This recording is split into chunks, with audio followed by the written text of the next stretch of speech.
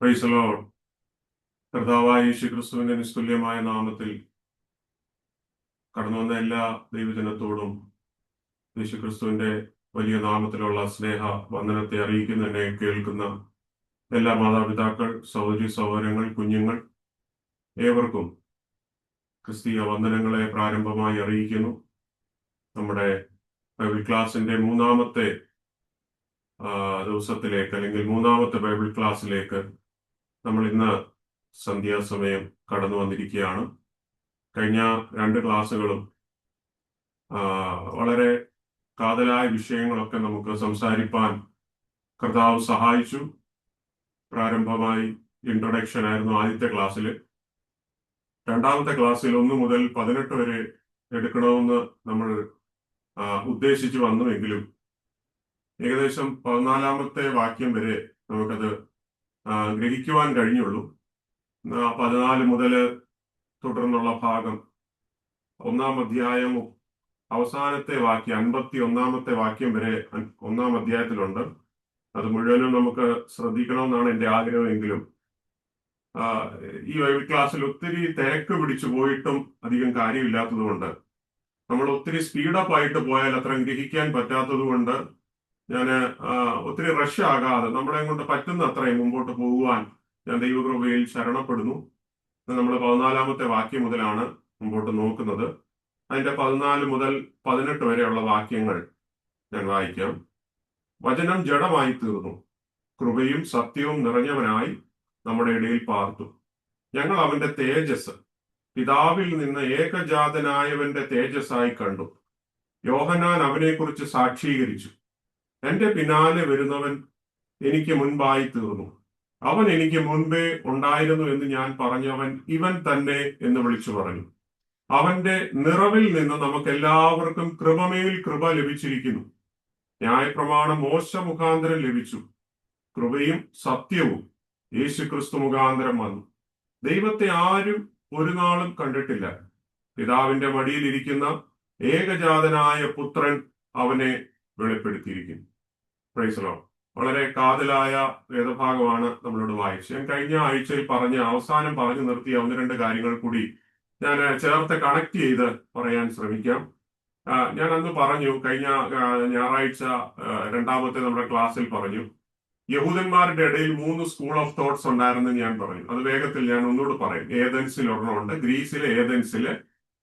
അതെന്തിലായിരുന്നു പ്രസിദ്ധമായിരുന്നത്? ഗണിത ശാസ്ത്രത്തിലും തത്വചിന്തയിലും, എന്ന് പറഞ്ഞാൽ മാത്തമാറ്റിക്സ് ആൻഡ് ഫിലോസഫിക്കൽ ചിന്തകളിലായിരുന്നു ഏതൻസ് ഒത്തിരി പ്രസിദ്ധമായിരുന്നത്. അതുപോലെ തന്നെ യെരുശലേം ഫേമസ് ആയിട്ടിരുന്നത് ദ ഇന്റർപ്രിട്ടേഷൻ ഓഫ് തോറ, ഈ തോറയുടെ അല്ലെങ്കിൽ ന്യായപ്രമാണത്തിന്റെ വ്യാഖ്യാനത്തിൽ വളരെ പ്രസിദ്ധി ആചരിച്ച ഒരു സ്ഥലമായിരുന്നു യെരുശലേം എന്ന് പറയുന്നത്. ഇതുപോലെ മൂന്നാമത്തെ ഒരു സ്കൂൾ ഓഫ് തോട്ട് ആയിരുന്നു അലക്സാന്ദ്രിയയിലുള്ളത്. അവർ ചെയ്യുന്നത് studying the comparison of various religions, പല മതങ്ങളുടെ തമ്മിലുള്ള പഠനം നടത്തിയിരുന്ന ഒരു സ്ഥലമായിരുന്നു അലക്സാൻഡ്രിയ, ഈജിപ്തിലുള്ള അലക്സാൻഡ്രിയ. ഇന്നും അവിടുത്തെ ലൈബ്രറി വളരെ ഫേമസ് ആണ്. ഒത്തിരി പുരാവസ്തു ഗവേഷണം ചെയ്ത റെക്കോർഡ്സ് ഒക്കെ മെയിൻറ്റെയിൻ ചെയ്യുന്ന ഒരു ലൈബ്രറിയാണ് അലക്സാൻഡ്രിയ ദ ലൈബ്രറി എന്ന് പറയുന്നത്. അപ്പം ഈ ഒരു സ്വാധീനം എന്ന് പറഞ്ഞാൽ ഗ്രീക്കിന്റെ വളർച്ച, അല്ലെ ഗ്രീക്ക് ഭാഷയുടെ വളർച്ച വളരെയധികം സ്വാധീനം ചെലുത്തിയ ലോകത്തിന്റെ വലിയൊരു കാലഘട്ടത്തിൽ യഹൂദ മനുഷ്യരെയും യഹൂദന്മാരെയും അല്ലാതെ സ്വാധീനം ചെലുത്തി ഏത് ഭാഷ? ഗ്രീക്ക് ഭാഷ. അപ്പൊ അങ്ങനെയാണ് യവനായ യഹൂദന്മാരൊക്കെ ഉടലെടുക്കുവാനിടയായി തീർന്നത്. ഹെലനിസ്റ്റിക് ജ്യൂസ് എന്നാണ് പറയുന്നത്, ഹെലനിസ്റ്റിക് ജ്യൂസ്. അപ്പം ഈ ഒരു ചിന്ത ആരുടെ മനസ്സിലുണ്ടായിരുന്നു? യോഹന്നാൻ, ഈ പുസ്തകം എഴുതുന്ന യോഹന്നാൻ അപ്പോസ്തലന്റെ മനസ്സിലുണ്ടായിരുന്നു. അപ്പൊ അതുകൊണ്ടാണ് ഞാൻ നിങ്ങളോട് പറഞ്ഞായിരുന്നു, ഹെറാക്ലീറ്റസ് ആണ് ഈ ലോഗോസ് എന്ന വാക്ക് കൊണ്ടുവന്നത് തന്നെ. അപ്പൊ ലോഗോസ് എന്ന വാക്കെന്ന് ഞാൻ അതും പറഞ്ഞായിരുന്നു. എന്താണ് പറഞ്ഞത്? ഏതൊരു പ്രകൃതിയുടെ സൃഷ്ടിയുടെ പുറകിൽ എന്തുണ്ട്? ഒരു ശക്തിയുണ്ട്, ഒരു വാക്കിന്റെ ബലമുണ്ട്. അപ്പൊ ഈ ലോഗോസ് എടുത്തുകൊണ്ടാണ് അപ്പോസ്തലനായ യോഹന്നാൻ പറയുന്നത്, ഈ ലോഗോസ് ആണ് ദൈവം, ഈ ലോഗോസ് ആണ് സാക്ഷാൽ വചനം, ഈ ലോഗോസ് ആണ് യേശു ക്രിസ്തു എന്ന് പറയുന്നത് ലോഗോസ് ഈസ് വിത്ത് ഫാദർ. ഈ ലോഗോസ് പിതാവിന്റെ കൂടെ ആയിരുന്നു. ഈ ലോഗോസ് ആണ് പേഴ്സോണിഫൈഡ് ചെയ്തത് എന്ന് പറഞ്ഞാൽ മനുഷ്യനായി മാറിയത്, ഹി ആയി മാറിയത്, he. The logos personified as he. അതുകൊണ്ടാണ് പറയുന്നത് വചനം ജഡമായി തീർന്നു. 14-ാം വാക്യം, കൃപയും സത്യവും നിറഞ്ഞവനായി നമ്മുടെ ഇടയിൽ പാർത്തു. ഇവിടെ ഒരു കാര്യം ഈ വാക്യത്തിലുള്ളത്, ഒന്ന്, ദ വചനം ജഡമായി തീർന്നു, ദ വേർഡ് ബിക്കെയിം ഫ്ലഷ്, അങ്ങനെയല്ല അവിടെ എഴുതിയിരിക്കുന്നത്. വചനം ജഡമായി തീർന്നു. എന്താണ് ഈ ഫ്ലഷിനെ ഗ്രീക്കിൽ പറയുന്ന സാർക്സ്, SARX, സാർക്സ്. സാർക്സ് എന്ന് പറഞ്ഞാൽ വെറും ഒരു മനുഷ്യ ശരീരത്തെ കുറിച്ചല്ല പറയുന്നത്. എന്താ പറയാ, ഈ ബലഹീനതകള് പോരായ്മകളൊക്കെ നിറഞ്ഞു നിൽക്കുന്ന ഒരു ഹ്യൂമൻ സിസ്റ്റം, ഒരു മോർട്ടൽ സിസ്റ്റം, ഒരു ഫിസിക്കൽ ഫ്ലഷ്, അതിനെയാണ് സാർക്സ് എന്നുകൊണ്ട് ഉദ്ദേശിക്കുന്നത്. അതാണ് വചനം ജഡമായി തീരുക. വചനം ജഡമായി തീരുക എന്ന് പറഞ്ഞാൽ സകല ബലഹീനതകളും ഉൾക്കൊണ്ട ഒരു ശരീരം. ആരാണ് ആ ശരീരം ഏറ്റെടുത്തത്? നിത്യനായ, ഒമ്നിപൊട്ടന്റായ, ഇൻഫൈനൈറ്റ് ആയ, സാക്ഷാൽ വചനമായ കർത്താവ് എന്ത് ഏറ്റെടുത്തു? വിശപ്പുള്ള, ദാഹമുള്ള, ക്ഷീണമുള്ള, വേദനയുള്ള, മരണമുള്ള ഒരു സാർക്സിനെ ഏറ്റെടുക്കുക, ഒരു ജഡത്തെ താൻ ഏറ്റെടുക്കുക. അതാണ് യോഹന്നാൻ പറയുന്നത്, അവൻ ജഡമായി തീർന്നു, അവൻ ജഡമായി തീർന്നു. വെറും ഒരു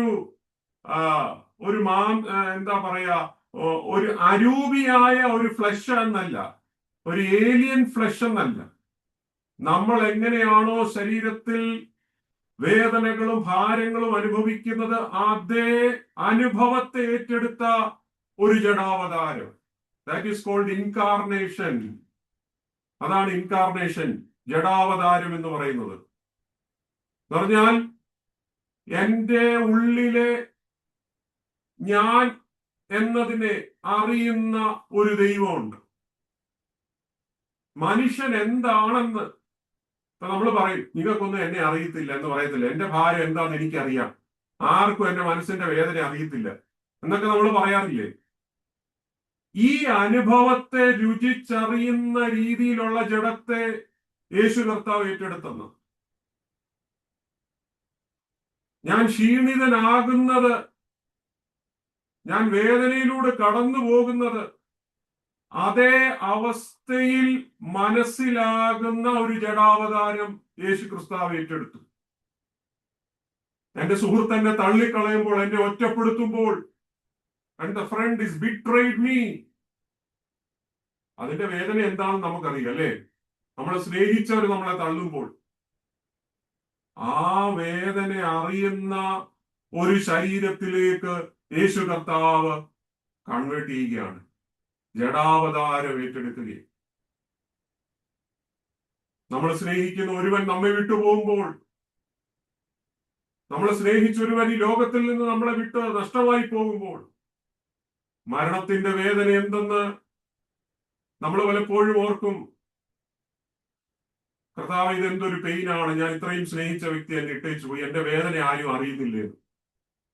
എന്നാൽ നിന്റെ ആ വേദന അറിയുന്ന അതേ ശരീരത്തിന്റെ പ്രകൃതി ഏറ്റെടുക്കുവാൻ ഈ വചനം ജഡമായി തീർന്നു. Price the Lord.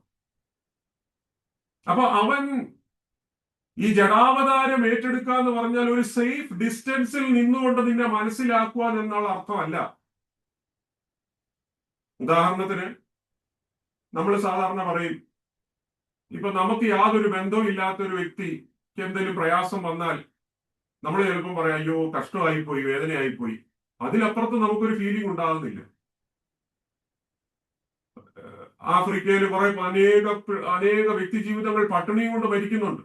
ഇതൊക്കെ നമ്മൾ ദൈനംദിനം കാണുകയാണ്. പക്ഷെ നമ്മൾ അതോർത്തൊന്നും വാവിട്ട് നിലവിളിക്കുന്നില്ലല്ലോ. എന്തുകൊണ്ടായിരിക്കാം? അത് നമ്മളോട് അത്ര ക്ലോസ് അല്ലാത്തത് കൊണ്ടായിരിക്കും. ഒരുപക്ഷെ നമ്മുടെ ലൈഫിൽ വരുമ്പോഴായിരിക്കും നമുക്കത് കൂടുതൽ ഫീൽ ചെയ്യും. നമ്മൾ അതിനെ ദൂരെ നിന്നാണ് വാച്ച് ചെയ്യുന്നത് അല്ലെ? ഈ ലോകത്തിൽ നടക്കുന്ന അനേക അനർത്ഥങ്ങളുണ്ട്. യുദ്ധം കൊണ്ട്, പ്രയാസം കൊണ്ട് ഒരു ഗ്രാമം മുഴുവനും അല്ലെങ്കിൽ ഒരു ദേശം മുഴുവനും നഷ്ടമാകുമ്പോൾ നമ്മൾ സുഖകരമായ ഒരു നാട്ടിലിരുന്ന് ഇതൊക്കെ ഒരുപക്ഷെ വേദനയോടൊക്കെ കാണുന്നുണ്ടായിരിക്കാം, പക്ഷെ 1-2 ദിവസം കൊണ്ട് നമ്മൾ അത് മറന്നുപോകും. അല്ല, ചിലപ്പം നമ്മുടെ മനസ്സിൽ കുറെ ആഴ്ചകൾ കാണും, പിന്നെ വിട്ടുപോകും. യേശു കർത്താവ് ഇങ്ങനെയല്ല വിഷയത്തെ കണ്ടത്. അവൻ ഇതേ ശരീരത്തിൽ ഇറങ്ങി വന്നു. ഏത് നാട്ടിലുള്ളവരുടെയും വേദന അതുപോലെ ഒപ്പിയെടുക്കുന്ന അതേ ശരീരത്തിന്റെ അനുഭവത്തിൽ വചനം ജഡമായി തീർന്നു എന്നാണ് ഇവിടെ വചനം പറയുന്നു. സ്തോത്രം. വചനം ജഡമായി തീർന്നു. എന്നിട്ട് അവിടെ പറയുന്ന മറ്റൊരു കാര്യം എന്താ? ഈ 14-ാം വാക്യത്തിൽ ഞങ്ങൾ അവന്റെ കൃപയും സത്യവും നിറഞ്ഞവനായി നമ്മുടെ ഇടയിൽ പാർത്തു. നമ്മുടെ ഇടയിൽ പാർത്തു. ഗ്രീക്ക് വേർഡിൽ അതിന് സ്കിനോസൻ എന്നാ പറയുന്നത്. ESKENOSEN. സ്കിനോസൻ. സ്കിനി എന്ന വാക്കിൽ നിന്ന് രൂപപ്പെട്ടു വന്ന ഗ്രീക്ക് വേർഡാണ് സ്കിനോസൻ. ഇനി സ്കിനി എന്ന് പറഞ്ഞാൽ SKENE. സ്കിനി എന്ന് പറഞ്ഞാൽ ടെന്റ്, ടാബർനാക്കിൾ എന്നൊക്കെ അർത്ഥമാണ്, കൂടാരം എന്നർത്ഥമാണ്. ഈ സ്കിനോസൻ എന്ന് പറഞ്ഞാൽ കൂടാരം അടിക്കുക, ദ ഡ്വെല്ലിംഗ് പ്ലേസ്. അതാ നമ്മളിവിടെ വായിച്ചത് അല്ലേ? നമ്മുടെ ഇടയിൽ പാർത്തു. സ്കിനോസൻ ചെയ്തെന്ന, സ്കിനോസൻ ചെയ്തു. ഇത് നമ്മൾ എവിടെ കാണുന്നത്? പുറപ്പാട് പുസ്തകത്തിനകത്ത് അല്ലേ? പുറപ്പാട് പുസ്തകത്തിനകത്ത് ദൈവം മോശയോട് കൽപ്പിക്കുന്നത് എന്താ? നീ ഒരു സമാഗമന കൂടാരം അടിക്കണം, ഒരു ടെന്റ് സ്ട്രക്ചർ. എന്തിനാ? ഇസ്രായേൽ ജനത്തോടുകൂടെ ദൈവത്തിന്റെ സാന്നിധ്യം ഇറങ്ങുന്ന സ്ഥലം. എബ്രായ ഭാഷയിൽ അതിന് മിസ്കാൻ എന്നാ പറയുന്നത്. മിഷ്കാൻ, ഡ്വെല്ലിംഗ് പ്ലേസ്, ദൈവത്തിന്റെ സാന്നിധ്യം ഇറങ്ങുന്ന സ്ഥലം. അവിടെ എന്താ ഇറങ്ങുന്നത്? ദൈവത്തിന്റെ മഹത്വം, ഷെക്കീന ഇറങ്ങുന്ന സ്ഥലം, the glorious presence of God. അപ്പൊ ഈ പരിശുദ്ധ ആത്മാവിന്റെ ഈ സാന്നിധ്യം ഇറങ്ങുന്ന ഒരു സ്ഥലത്ത് നമ്മള് എക്സോഡസ് അല്ലെങ്കിൽ പുറപ്പാട് പുസ്തകം 40-ാം അധ്യായത്തിന്റെ 34-35 വാക്യം നോക്കുമ്പോൾ അവിടെ കാണാൻ പറ്റുന്നത്, ദൈവത്തിന്റെ സാന്നിധ്യം ഇറങ്ങിയപ്പോൾ മോശയ്ക്ക് അവിടെ എന്ത് ചെയ്യാൻ പറ്റിയില്ല? നിൽക്കാൻ പറ്റിയില്ല. എങ്ങനെ അത് വായിക്കുന്ന? പുറപ്പാട് 40-ാം അധ്യായം 34-35 വാക്യം വായിക്കുന്ന, അപ്പോൾ മേഘം സമാഗമന കൂടാരത്തെ മൂടി, യഹോവയുടെ തേജസ് തിരുനിവാസത്തെ നിറച്ചു. അത് കഴിഞ്ഞ് 35-ാം വാക്യം, മേഘം സമാഗമന കൂടാരത്തിന്മേൽ അധിവസിക്കുകയും യഹോവയുടെ തേജസ് തിരുനിവാസത്തെ നിറയ്ക്കുകയും ചെയ്തതുകൊണ്ട് മോശയ്ക്ക് അടുത്ത് കടപ്പാൻ കഴിഞ്ഞില്ല. Price the Lord. എന്താ യോഹന്നാൻ ഇവിടെ പറയാൻ ഉദ്ദേശിച്ചതെന്നറിയാമോ? ആ സമാഗമന കൂടാരത്തിൽ നിറഞ്ഞു നിന്ന ദൈവ സാന്നിധ്യം മരുഭൂമിയിൽ കൂടി അവര് ഓരോ ദിവസം ചുമന്നുകൊണ്ട് നടക്കുകയാണ്. ഈ ദൈവ സാന്നിധ്യം ഇപ്പോൾ എവിടെ വന്ന് വാസം ചെയ്യുന്നതെന്നറിയാം? ഒരു മനുഷ്യന്റെ ശരീരത്തിൽ. യോഹന്നാൻ പറയുക, ഇന്ന് സമാഗമന കൂടാരമാണ് Yesu Kristu. The mishkan is now become sarx. Flesh ആയി തീർന്നു. ആ കൂടാരം ഇന്ന് ജഡമായി തീരുകയാണ്. 40 വർഷം ഇസ്രായേൽ ജനം ഈ സമാഗമന കൂടാരം മരുഭൂമിയിലൂടെ എടുത്തുകൊണ്ട് നടക്കുക. ഒരു പോർട്ടബിൾ ആയിരുന്നു, portable, temporary. This presence of the God is moving with the people wherever they went. അവർ പോകുന്നിടത്തൊക്കെ ഈ ദൈവ സാന്നിധ്യം പോയിക്കൊണ്ടിരുന്നു. അതാണ് യോഹന്നാൻ ഇവിടെ വ്യക്തമായിട്ട് ഡിസ്ക്രൈബ് ചെയ്യുന്നത്. ദൈവം തന്റെ ജനത്തോടുകൂടെ യാത്ര ചെയ്യുന്ന ഒരു ദൈവമാണ്. യേശു പോയിടത്തൊക്കെ ഈ ദൈവ സാന്നിധ്യം നടന്നു. വേറൊരു രീതിയിൽ പറഞ്ഞാൽ, ഈ മഹത്വത്തിന്റെ മേഘം, പഴയ നിയമത്തിൽ വെളിപ്പെട്ട മഹത്വത്തിന്റെ മേഘം ഇന്ന് എവിടെ വന്ന് നിൽക്കാന്നറിയാമോ? നസ്രായത്തിലെ തച്ചന്റെ ഉള്ളിൽ ഇംപ്ലാന്റ് ചെയ്തിരിക്കും. The cloud of glory is now a carpenter from Nazareth. നോക്കണം അതിന്റെ മഹത്വം. പലപ്പോഴും നമുക്കിത് ഡൈജസ്റ്റ് ആകത്തില്ല. ദീർഘവർഷങ്ങൾ മരുഭൂമിയിൽ ദൈവ സാന്നിധ്യം ഇറങ്ങിയ ആ വലിയ ദൈവ സാന്നിധ്യം ഇന്നിതാ ഒരു മനുഷ്യന്റെ ശരീരത്തിൽ ആവാസം ചെയ്യുക. എന്താ അവിടെ അടുത്ത ഭാഗം വായിക്കുന്നതെന്ന് അറിയാമോ? ഞങ്ങൾ അവന്റെ തേജസ് പിതാവിൽ നിന്ന് ഏകജാതനായവന്റെ തേജസ്സായി കണ്ടു. ഏകജാതനായവന്റെ തേജസ് ആര് കണ്ടെന്ന്? ഞങ്ങൾ കണ്ടെന്ന യോഹന്നാൻ പറയുന്നു. യോഹന്നാൻ ഐ വിറ്റ്നസ്സാ. ഞാൻ ഈ ക്ലാസ് തുടങ്ങിയപ്പോഴേ പറഞ്ഞു, ഇതൊരു കോർട്ട് റൂമാണ്, ഒരു കോടതിയിലെ വിറ്റ്നസ് ബോക്സിനകത്ത് കയറി പറയുകയാണ്, ഞങ്ങൾ കണ്ടെന്നാ പറയുന്നത്. സാക്ഷ്യം പറയുകയാണ്, പേഴ്സണൽ ടെസ്റ്റിമണിയാണ്. ഞങ്ങളെന്ന് പറയുന്ന ആരെ? യേശുവിന്റെ കൂടെ നടന്നവർ, അവന്റെ കൂടെ ജീവിച്ചവർ, അവന്റെ പാദപീഠ ഇരുന്ന് വചനം അഭ്യസിച്ചവർ, അവന്റെ മരണം കണ്ടവർ, അവന്റെ ഉയർപ്പ് കണ്ടവർ, അവന്റെ മഹത്വം കണ്ടെന്നാ പറയുന്നത്. ദ ഗ്ലോറി, ഡോക്സ, ഗ്രീക്കില് ഡോക്സ എന്ന് പറയുന്നു. എന്ന് പറഞ്ഞാൽ ദ സിഗ്നിഫിക്കൻസ്, ദ റേഡിയൻസ്, ആ മഹത്വം ഇവർക്ക് കാണുവാൻ പറ്റി. യോഹന്നാൻ പറയുക, ഞങ്ങൾ അത് കണ്ടു. അതൊരു ദേവാലയത്തിലല്ല ഞങ്ങൾ കണ്ടത്. ദേവാലയത്തിന്റെ തിരശീലയുടെ പുറകിൽ ആരോ മറഞ്ഞു നിൽക്കുന്ന ഒരു ദൈവത്തെ അല്ല കണ്ടത്. ഞങ്ങൾ ദർശനത്തിലൂടെ അല്ല കണ്ടത്. ഞങ്ങൾ അതൊരു മനുഷ്യനിൽ കണ്ടു. അവന്റെ കൂടെയാണ് ഞങ്ങൾ കഴിഞ്ഞ 3.5 വർഷക്കാലം നടന്നത്. സ്തോത്രം. ദൈവത്തിന് മഹത്വം ഉണ്ടാകും. എന്നിട്ട് അവിടെ പറയുന്ന മറ്റൊരു പ്രധാനപ്പെട്ട വാക്കാണ് കൃപയും സത്യവും. കൃപയും സത്യവും നിറഞ്ഞവനായി, the full of grace and truth. വളരെ അനുഗ്രഹിക്കപ്പെട്ട 2 വാക്കാണ് അവിടെ നമുക്ക് വായിക്കുവാൻ കഴിയുന്നത്. ഇവിടെ നിങ്ങളൊന്ന് ശ്രദ്ധിക്കണം. ഞാൻ കഴിഞ്ഞ ആഴ്ച ഇതിനെക്കുറിച്ച് അല്പം പറഞ്ഞെന്ന് ഞാൻ കരുതുന്നു. ഒരു വ്യക്തിയിൽ ഈ ഒരെണ്ണം മാത്രമേ ഉള്ളെങ്കിൽ വലിയ പ്രശ്നമാണ്. ഇപ്പം സത്യം മാത്രം ചെയ്യുന്ന വ്യക്തിയാണെങ്കിൽ ഭയങ്കര ബുദ്ധിമുട്ടാണ്. ഞാൻ ചില വീടുകളിൽ കണ്ടിട്ടുണ്ട്, ചില ഭവനത്തിൽ ഈ പട്ടാളക്കാരുടെ വീട്, റെയർലി. എൻ്റെ ഒരു സുഹൃത്തുണ്ടായിരുന്നു, അദ്ദേഹത്തിന്റെ പിതാവ് പട്ടാളത്തിലായിരുന്നു. അപ്പൊ ഈ പട്ടാളത്തിലുള്ള ഈ വീട്ടിൽ പട്ടാള ചിട്ടയായിരുന്നു. അപ്പൊ അദ്ദേഹത്തിന് ദീർഘവർഷങ്ങൾ മിലിറ്ററിയിൽ താമസിച്ചുകൊണ്ടായിരിക്കാം അദ്ദേഹത്തിന് ലഭിച്ച ഡിസിപ്ലിൻ ഇദ്ദേഹം എന്ത് ചെയ്തെന്നറിയാം, അത് വീട്ടിൽ കൊണ്ട് സ്ഥാപിക്കാൻ നോക്കി. അപ്പൊ വീട്ടില് പട്ടാളച്ചിട്ടയൊക്കെ വീട്ടിൽ വരുമ്പോഴത്തേന് ചിലപ്പോൾ അദ്ദേഹത്തിനൊക്കെ ആയിരിക്കും, പിള്ളേർക്കും ഭാര്യയ്ക്കൊക്കെ ഭയങ്കര ബുദ്ധിമുട്ടായിരിക്കും. അതിരാവിലെ എഴുന്നേറ്റ് പഠിക്കാനിരിക്കണം. അദ്ദേഹം വിളിക്കുന്ന സമയത്ത് അദ്ദേഹത്തിന്റെ മുന്നിൽ വരണം. വന്നില്ലെങ്കിൽ അന്നേരം അടി വീഴും. കൃത്യസമയത്ത് ഫുഡ് ടേബിളിൽ വരണം. വീടെല്ലാം ക്ലീൻ ആയിരിക്കണം. ഒരല്പം പോലും ഡസ്റ്റ് ഉണ്ടാകാൻ പാടില്ല. മിറ്റം എല്ലാം ക്ലീൻ ആയിരിക്കണം. കളിക്കാൻ വിടുകയില്ല. വളരെ റെയർലി പിള്ളേരെ കളിക്കാൻ വിടത്തുള്ളൂ. കളിക്കാൻ വിട്ടാലും നിമിഷ നേരം കൂടെ സമയത്തിനുള്ളിൽ വരണം. സ്കൂളിൽ മാർക്ക് ഫുള്ള് മേടിക്കണം. ഇതിനെല്ലാം തെറ്റിച്ചു കഴിഞ്ഞാൽ അന്നേരം അടിയാ. അപ്പൊ അടി കിട്ടാത്ത ഒരു ദിവസം ഈ പിള്ളേർക്കില്ല.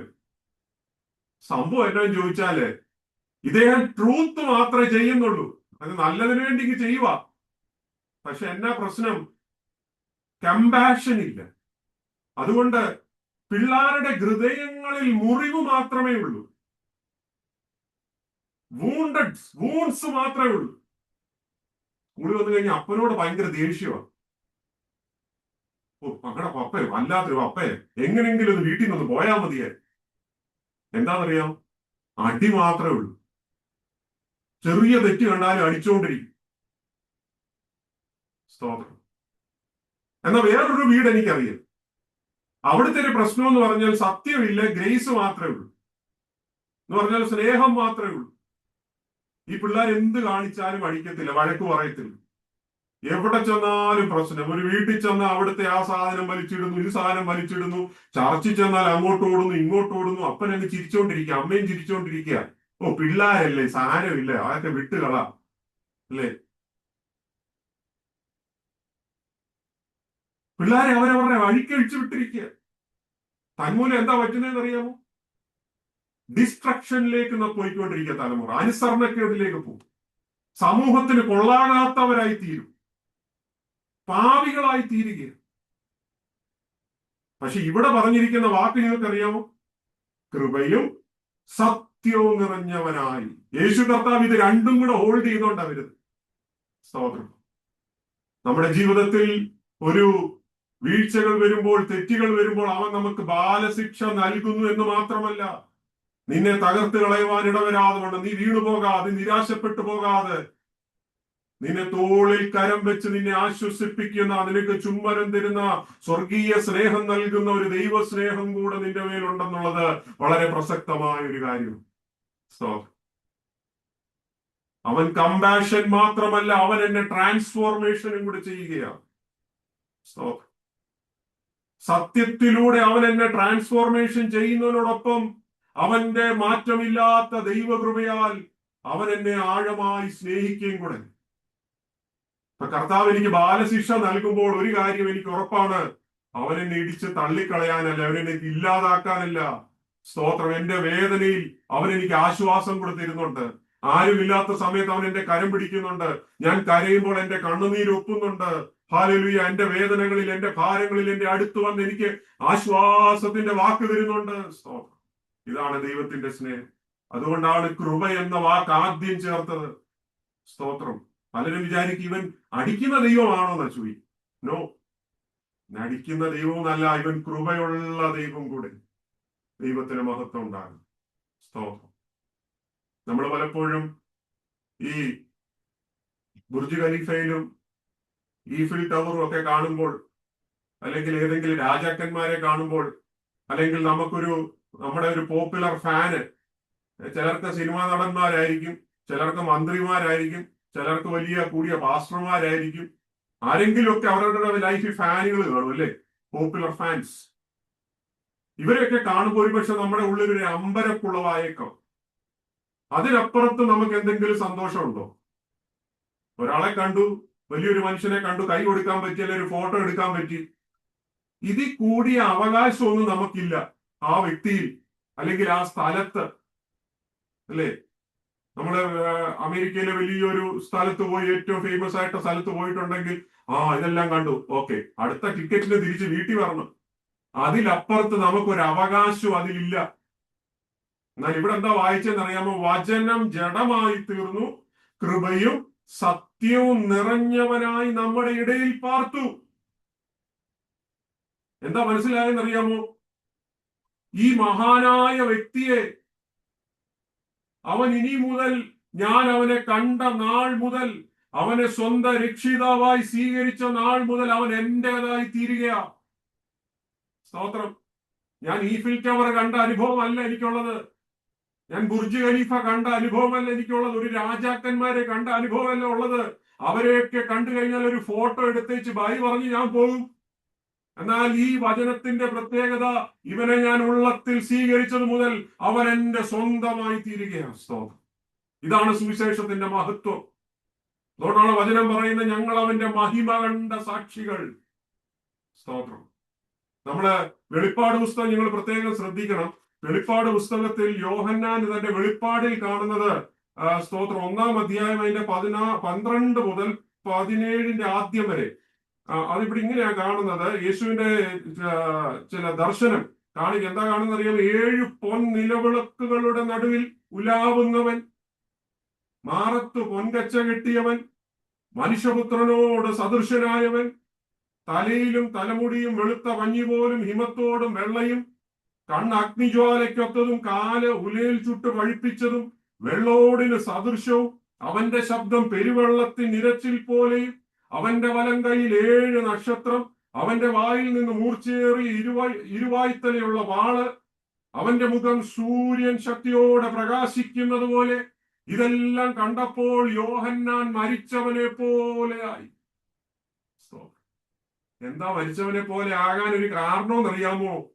ഇത്ര മഹിമയുള്ള, ഇത്ര സ്വർഗീയ മഹിമകളിൽ വാണരുളുന്ന കർത്താവിന്റെ കൂടെയാണോ ദൈവമേ ഞാൻ കഴിഞ്ഞ 3.5 വർഷക്കാലം പാർത്തത്?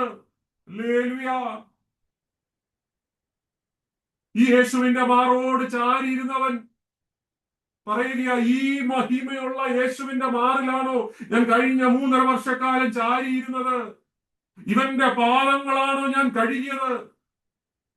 അവന്റെ ഒപ്പം ഇരുന്നാണോ ഞാൻ ഭക്ഷണം കഴിച്ചത്? ഹല്ലേലൂയ. അവന്റെ സ്നേഹം എത്ര വലുതാ പ്രിയപ്പെട്ടവർ. പാട്ടുകാരൻ പറയുന്ന, ഇത്ര സ്നേഹം, ഇത്ര സ്നേഹം, ഇത്ര സ്നേഹം എരിവാൻ മനുഷ്യരിൽ എന്ത് നന്മ കണ്ടു നീ രക്ഷകരാ. ഇത്ര മഹിമ വിട്ടിട്ട് നീ എന്നെ തേടി വന്ന നിന്റെ സ്നേഹമോർത്ത് ഞാൻ നിന്നെ വാഴ്ത്തുകയാണ്. താണാൾ പാട്ടുകാരൻ പറയുന്ന, കൃപയാലെ രക്ഷപ്പെട്ട പാപിയായ ഞാനിതാ ഹൃദയത്തിൽ ദൈവസ്നേഹം തിരിവാൻ വാഞ്ചിക്കുന്നു. എന്നെ കേൾക്കുന്ന പ്രിയപ്പെട്ടവരെ, നിന്നെ സ്നേഹിച്ച ഒരു ദൈവസ്നേഹത്തെ ഓർക്കുമ്പോൾ നിനക്ക് എത്ര സ്തോത്രം ചെയ്താലും മതി വരത്തില്ല. അവന്റെ മഹിമ കണ്ടവന് മാത്രമേ അവന് സ്തോത്രം ചെയ്യാൻ പറ്റത്തുള്ളൂ. യോഹന്നാൻ ഈ മഹിമ വെളിപ്പാടിൽ കണ്ട് അവൻ മരിച്ചവനെ പോലെയായി. അവനിപ്പോ നിൽക്കാൻ, അവന്റെ രണ്ടു കാലം നിൽക്കാൻ പറ്റത്തില്ല, ഏപ്പാടിക്കൊണ്ടിരിക്കുക. ദൈവമേ, ഇത്ര മഹിമയുള്ള നിന്നെ സ്തോത്രം. എനിക്ക് വേണ്ടിയാണോ നീ ഭൂമിയിലേക്ക് ഇറങ്ങി വന്നത്? ഈ മഹാഭാഗ്യം ഓർത്ത് വേണം നമ്മൾ ദൈവത്തിന് സ്തോത്രം ചെയ്യാൻ കേട്ടോ. എന്നെ നിന്നെ സ്നേഹിപ്പാൻ അവൻ ഇറങ്ങി വന്നു. നമ്മൾ ഒത്തിരി റഷ്യായിട്ട് ബൈബിൾ ക്ലാസ് മുമ്പോട്ട് പോയിട്ട് കാര്യമില്ലല്ലോ. നമ്മൾ കേൾക്കുന്ന ഭാഗം നമ്മുടെ ഹൃദയത്തിനകത്ത് ഇത് ലോഗോസ് എന്നത് റീമയായി ഭവിക്കണം. ഇത് എന്റെ ഉള്ളിൽ ക്രിയ ചെയ്യണം. സ്തോത്രം. അതുകൊണ്ട് ആരും തിരക്ക് കൂട്ടണ്ട. നമ്മൾ ഓരോ വചനങ്ങളും മുമ്പോട്ട് പോകുമ്പോൾ ദൈവാത്മാവെ നീ എന്നോട് സംസാരിക്കണമെന്ന് പ്രാർത്ഥിച്ചുകൊണ്ടിരിക്കാൻ പറ്റുമോ? എങ്കിൽ ദൈവത്തിന്റെ ആത്മാവ് നമ്മളോട് ക്രിയ ചെയ്യുവാനിടയായിരിക്കും. 17-ാം വാക്യം, നമ്മളിത് വേഴ്സ് ബൈ വേഴ്സ് ആയിട്ടല്ല എല്ലാം പോകുന്നത്. നമ്മൾ വായിക്കുന്ന പോർഷൻ ബൈ പോർഷൻ ആയിട്ടാ. ഇതിനകത്ത് കാതലായ ചില കാര്യങ്ങളുണ്ട്. അപ്പൊ ഈ 14-ാം വാക്യം വായിച്ചിട്ട് അതിനോട് കണക്ട് ചെയ്തിട്ടുള്ള വാക്യമാണ് 15-ഉം 16-ഉം. 17-ാം വാക്യത്തിൽ വായിക്കുന്നത്, ന്യായപ്രമാണം മോശ മുഖാന്തരം ലഭിച്ചു, കൃപയും സത്യവും യേശുക്രിസ്തു മുഖാന്തരം വന്നു. സ്തോത്രം. ഇത് വളരെ കെയർഫുള്ളി പഠിക്കേണ്ട ഒരു കാര്യമാണ്. ചിലർ വിചാരിക്കുന്നത് ഈ നിയമം എന്നുള്ളത്, ന്യായപ്രമാണം എന്നുള്ളത് വളരെ മോശമാണ്. അതുകൊണ്ട് യേശു കർത്താവ് വന്നപ്പോൾ ന്യായപ്രമാണം എടുത്ത് ദൂരെ കളഞ്ഞേച്ച് അതിന് പകരമായിട്ട് റീപ്ലേസ് ചെയ്ത ഒന്നാണ് ഗ്രേസ്, കൃപ എന്നുള്ളത്. വളരെ തെറ്റായിട്ടുള്ള പഠിപ്പീരാണ്. ഈ വാക്യം വായിക്കുമ്പോൾ ആരെങ്കിലും അങ്ങനെ സംശയിക്കുന്നുണ്ടെങ്കിൽ വളരെ തെറ്റാണ്. അവിടെ എന്താ എഴുതിയിരിക്കും? ന്യായപ്രമാണം മോശ മുഖാന്തരം ലഭിച്ചു, കൃപയും സത്യവും യേശുക്രിസ്തു മുഖാന്തരം വന്നു. എന്താ ഇവിടെ യോഹന്നാൻ പറഞ്ഞതെന്നറിയാമോ? ന്യായപ്രമാണത്തെ പൂർത്തീകരിച്ചവനാണ് യേശു കർത്താവ്. ഇത് മോശമാണെന്നുണ്ടെങ്കിൽ പുതിയ നിയമത്തിൽ പറയും. നമ്മൾ റോമർക്ക് എഴുതിയ ലേഖനം 7-ാം അധ്യായം 12-ാം വാക്യത്തിൽ എന്താ വായിക്കുന്നതെന്ന് അറിയാമോ? Romans chapter 7 verse 12. അവിടെ ഇതാ വായിക്കുന്നത്, ആകയാൽ ന്യായപ്രമാണം വിശുദ്ധം, കൽപ്പന വിശുദ്ധവും ന്യായവും നല്ലതും തന്നെ. അപ്പൊ ഇത് മോശമല്ല, നല്ലതെന്നാ പറയുന്നത്, വിശുദ്ധം എന്നാ പറയുന്നത്. അപ്പൊ ന്യായപ്രമാണം എന്തായിരുന്നു? മോശ മുഖാന്തരം വന്നെന്നാ പറയുന്നത്. ന്യായപ്രമാണം എന്ന് പറഞ്ഞാൽ അതിന്റെ ഫങ്ഷൻ എന്ന് പറയുന്നത് ഡയഗ്നോസ് ചെയ്യുക. ഡയഗ്നോസ് ചെയ്തെന്ന് പറയുമ്പോൾ നിങ്ങൾക്ക് മനസ്സിലാവുമല്ലോ, പരിശോധിക്കുകയാണ്. ഇത് പാപത്തെ ഐഡന്റിഫൈ ചെയ്യുക. ഐഡന്റിഫൈ ചെയ്തിട്ട് കോൺസിക്വൻസ് പ്രിസ്ക്രൈബ് ചെയ്യും. നമ്മളിപ്പം ന്യായപ്രമാണത്തിന് ജോലി, ഇപ്പൊ തന്നെ എന്റെ കയ്യിൽ ഈ സാധനം ഉണ്ട്. നിങ്ങൾക്കറിയാമല്ലോ, ഇത് ചെറിയ അക്ഷരം വലുതായിട്ട് കാണണം, ഇതൊക്കെ കാണാൻ പറ്റും അല്ലെ? ഇത് വെച്ച് ലോ, ഇതാണ് ലോ. ഈ ന്യായപ്രമാണം വെച്ച് ഇങ്ങനെ നോക്കും. ഇത് പാപത്തെ കണ്ടുപിടിക്കുക, എന്നിട്ട് പ്രിസ്ക്രൈബ് ചെയ്യും. നീ ഇന്ന പാപം ചെയ്തു, നീ ഇന്ന കോൺസിക്വൻസ് അനുഭവിക്കേണ്ടി വരും. ഇതിന്റെ ഒരു പ്രശ്നം എന്ന് പറഞ്ഞാൽ ഇത് this is identifying the sin ഉണ്ട്, കോൺസിക്വൻസ് പ്രിസ്ക്രൈബും ചെയ്യുന്നുണ്ട്. പക്ഷെ ഇത് ക്യൂർ ചെയ്യുന്നില്ല, ഇത് സൗഖ്യമാക്കുന്നില്ല. ഇതൊരു കണ്ണാടി പോലെ നമ്മുടെ മുഖം കാണിക്കും. ഈ ന്യായപ്രമാണം വെച്ച് നിന്റെ മുഖം കാണിക്കുകയാണ്, പക്ഷെ നിന്റെ മുഖം ക്ലീൻ ആക്കി തരുന്നില്ല. ഇതാണ് ഇതിന്റെ പോരായ്മ. സ്തോത്രം. എന്നാൽ കർത്താവ് വന്നിട്ട്, കർത്താവിന്റെ പ്രത്യേകത എന്താണെന്ന് അറിയാമോ? അവൻ ഈ ന്യായപ്രമാണത്തെ പൂർത്തീകരിക്കുവാനിടയായി. ന്യായപ്രമാണത്തിന് ചെയ്യാൻ പറ്റാത്തത് യേശു കർത്താവ് ചെയ്യുകയാണ്. അവൻ പ്രോബ്ലം ഐഡന്റിഫൈ ചെയ്യുക മാത്രമല്ല, നിന്റെ പ്രശ്നം കണ്ടുപിടിക്കുക മാത്രമല്ല, he provides the solution. He not only demands the righteousness but supplies it. നിനക്ക് നീതീകരണം വേണമെന്ന് പറയുകയല്ല. വചനം പറയുന്ന, അവൻ നമുക്ക് വേണ്ടി നീതിയായി. അവൻ എനിക്ക് പകരം, എനിക്ക് ചെയ്യാൻ പറ്റാത്തതില് എന്റെ കർത്താവ് എനിക്ക് വേണ്ടി ചെയ്തു തീർക്കുകയാണ്. അപ്പൊ മോശ ഒരു സ്റ്റാൻഡേർഡ് വെക്കുകയാണ്. ഇസ്രായേൽ ജനത്തിന് ഒരു സ്റ്റാൻഡേർഡ് കൊടുത്തു. This is my standard. എന്നാൽ പുതിയ നിയമം നമുക്കോ യേശു കർത്താവ് തന്നെ തന്നെ കൊടുക്കുകയാണ്. He give himself. ന്യായപ്രമാണം പറയുകയാ, നീ ഇത് ചെയ്തേ മതിയാകൂ. എന്നാൽ യേശു കർത്താവ് പറയുകയാ, ഞാൻ നിനക്ക് വേണ്ടി ഇത് പൂർത്തീകരിച്ചു തരും, ഞാൻ നിന്നെ മെറ്റമോർഫ് ചെയ്യും എന്നുള്ളതാണ്. നമുക്ക് ചെയ്യാൻ പറ്റാത്ത ന്യായപ്രമാണത്തെ ദൈവം പൂർത്തീകരിച്ചു പറയുക, നീ ഇനി എന്നിൽ ആശ്രയിച്ചാ മതി, നീ എന്റെ മാറോട് ചാരിയിരുന്നാ മതി, എന്റെ ശിഷ്യനായി നീ തുടർന്നാ മതി, നിനക്ക് പറ്റാത്തത് ഞാൻ ചെയ്തു തീർക്കാം.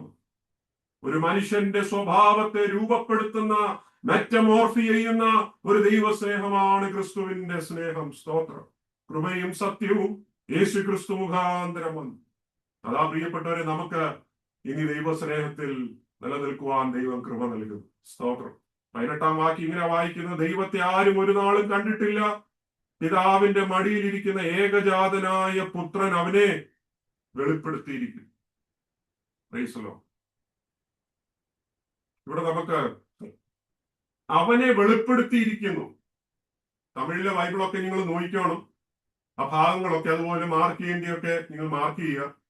ഗ്രീക്കിൽ അതിനെ എക്സിജിസാറ്റോ എന്നാ പറയുന്നത്. EXEGESATO. EXEGESATO. എക്സിജിസാറ്റോ. ഈ വാക്ക് എക്സിജിസീസ് എന്നാ പറഞ്ഞത്. എക്സിജിസീസ്. EXEGESIS. എക്സിജിസീസ്. എക്സിജിസീസ് എന്ന് പറഞ്ഞാൽ എക്സ്പ്ലെയിൻ ചെയ്യാന്നുള്ളതാ. എക്സ്പ്ലെയിൻ ചെയ്യുക, വിവരിക്കുക, ഇന്റർപ്രറ്റ് ചെയ്യുക, ഒരു വിഷയത്തിന് അർത്ഥം ഉണ്ടാക്കി കൊടുക്കുക എന്നൊക്കെയാണ് അതിന്റെ അർത്ഥം. അപ്പൊ അവിടെ അതാണ് പറയുന്നത്, അവനെ വെളിപ്പെടുത്തിയിരിക്കുന്നു. ആരെ? പിതാവിനെ വെളിപ്പെടുത്തി. ആരെ വെളിപ്പെടുത്തി? പുത്രൻ. നമ്മൾ എബ്രായ ലേഖനം 1:3 നമ്മൾ സഭയിലൊക്കെ ഞാൻ പറഞ്ഞിട്ടുള്ളതാണ്. അവിടെ എന്താ പറയുന്നത്? അവൻ അവന്റെ തേജസ്സിന്റെ പ്രഭയും തത്വത്തിന്റെ മുദ്രയും. പിതാവ് എന്താണോ അതിന്റെ സ്റ്റാമ്പാണ് പുത്രൻ. പിതാവിനെ അറിയണമെന്നുണ്ടെങ്കിൽ പുത്രനെ കണ്ടാൽ മതി. 1 തിമോത്തിയോസ് 6:16 എന്താ വായിക്കുന്നത്? 1 തിമോത്തിയോസ് 6-ാം വാക്യം. അവിടെ ഇങ്ങനെ വായിക്കുന്നത്, താൻ മാത്രം അമർത്യതയുള്ളവനും അടുത്തുകൂടാത്ത വെളിച്ചത്തിൽ വസിക്കുന്നവനും മനുഷ്യരാരും കാണാത്തവനും കാണാൻ കഴിയാത്തവനുമായവൻ തക്ക സമയത്ത് ആ പ്രത്യക്ഷത വരുത്തും. അപ്പൊ യേശു എന്ന് പറയുന്നത് പിതാവിന്റെ എക്സിജിസീസാ. പിതാവിന്റെ അല്ലെങ്കിൽ ദൈവത്തിന്റെ എക്സ്പ്ലനേഷനാണ്. He is the explanation of God. മനസ്സിലായോ?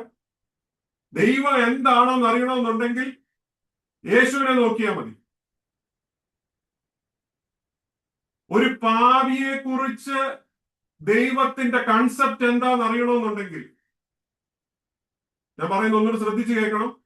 ഒരു പാപിയെ കുറിച്ച് ദൈവം എന്താണ് ചിന്തിക്കുന്നത്, എന്താണ് ദൈവത്തിന്റെ കൺസെപ്റ്റ്, ദൈവം അതിനോടുള്ള പ്രതികരണം എന്താ ചെയ്യാൻ ആഗ്രഹിക്കുന്നത് എന്ന് അറിയണമെന്നുണ്ടെങ്കിൽ, പാപിനിയായ സ്ത്രീയെ യേശുവിന്റെ അടുത്ത് കൊണ്ടുവന്നപ്പോൾ യേശു എന്താണോ പ്രതികരിച്ചത്, അതാണ് ദൈവത്തിന്റെ പ്രതികരണം. ഞാൻ പറഞ്ഞു, മനസ്സിലായോ?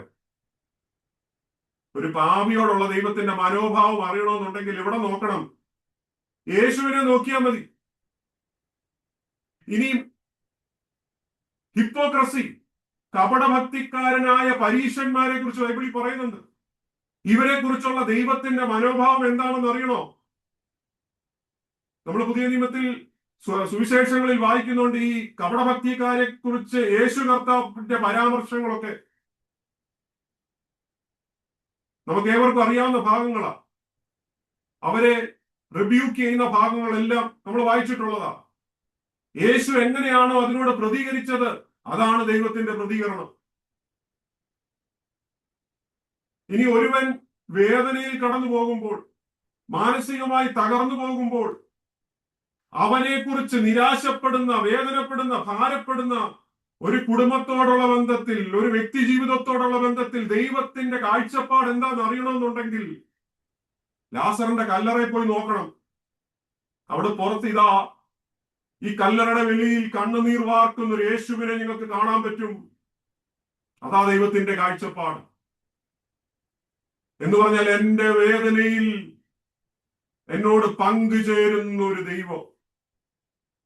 ഞാൻ പാപം ചെയ്ത സമയങ്ങളിൽ എന്നെ തകർത്ത് കളയാതെ എന്നെ വീണ്ടെടുക്കാൻ ശ്രമിക്കുന്ന ഒരു ദൈവസ്നേഹം.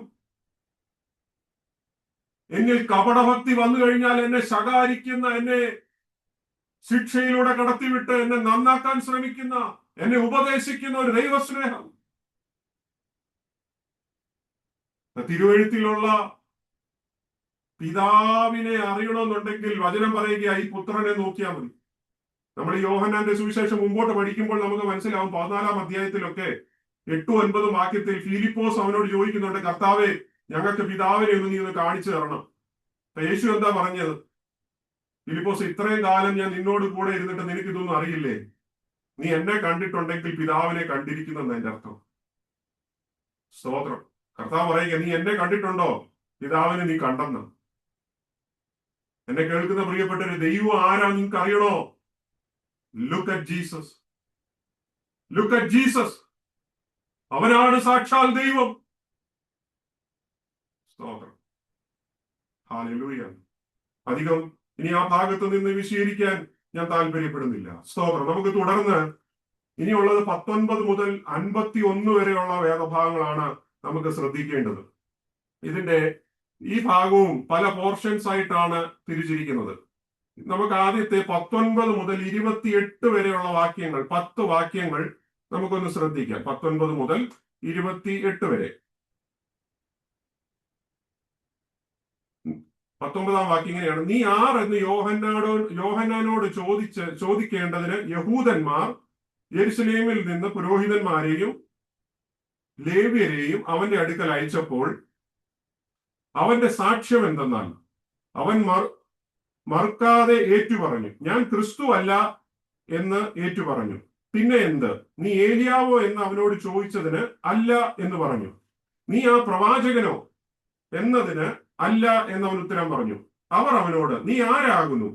ഞങ്ങളെ അയച്ചവരോട് ഉത്തരം പറയേണ്ടതിന് നീ നിന്നെക്കുറിച്ച് തന്നെ എന്ത് പറയുന്നു എന്ന് ചോദിച്ചു. അതിനെ അവൻ, യെശയ്യാ പ്രവാചകൻ പറഞ്ഞതുപോലെ കർത്താവിന്റെ വഴി നേരെയാക്കുവീൻ എന്ന് മരുഭൂമിയിൽ വിളിച്ചു പറയുന്നവന്റെ ശബ്ദം ഞാൻ ആകുന്നു എന്ന് പറഞ്ഞു. അയക്കപ്പെട്ടവർ പരീശന്മാരുടെ കൂട്ടത്തിലുള്ളവരായിരുന്നു. എന്നാൽ നീ ക്രിസ്തുവല്ല, ഏലിയാവല്ല, ആ പ്രവാചകനുമല്ല എന്ന് വരികിൽ നീ സ്നാനം കഴിപ്പിക്കുന്നത് എന്തെന്ന് അവർ ചോദിച്ചു. അതിന് യോഹന്നാൻ, ഞാൻ വെള്ളത്തിൽ സ്നാനം കഴിപ്പിക്കുന്നു, എന്നാൽ നിങ്ങൾ അറിയാത്ത ഒരുത്തൻ നിങ്ങളുടെ ഇടയിൽ നിൽക്കുന്നുണ്ട്, എന്റെ പിന്നാലെ വരുന്നവൻ തന്നെ, അവന്റെ ചെരുപ്പിന്റെ വാറഴിപ്പാൻ ഞാൻ യോഗ്യനല്ല എന്നുത്തരം പറഞ്ഞു. ഇത് യോർദാനക്കരെ യോഹന്നാൻ സ്നാനം കഴിപ്പിച്ചുകൊണ്ടിരുന്ന ബെത്സയിദയിൽ സംഭവിച്ചു. Price the Lord. ഈ ഭാഗമൊക്കെ നിങ്ങൾ വായിച്ചു എന്നാണ് ഞാൻ കരുതുന്നത്. സ്തോത്രം. ഇതിന്റെ ഒരു പശ്ചാത്തലം, ഈ യെരുശലേമിൽ കുറെ ആൾക്കാര് യോഹന്നാൻ സ്നാപകന്റെ അടുത്തേക്ക് വരികയാണ്. യോഹന്നാൻ സ്നാപകൻ വളരെ പ്രവാചകൻ എന്നൊക്കെ ജനം കരുതി.